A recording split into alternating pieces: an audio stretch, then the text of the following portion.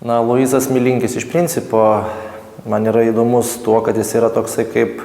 galima būtų pasakyti, universalus menininkas, kaip universalus karys būtų, kuris ir tuom ir imponuoja, kad nėra vienos, reiškiasi, linijos pas jį kažkokios, kuri labai aiškiai būtų nuspėjama, prognozuojama, kas yra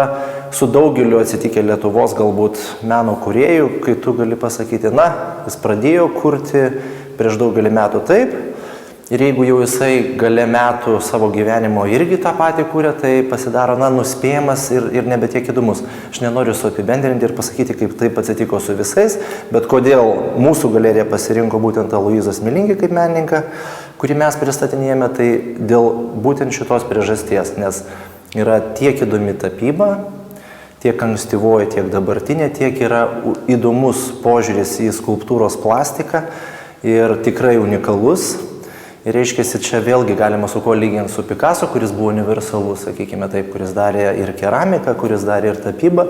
ir nebuvo svetimas ir skulptūroje, tai vėlgi tai yra,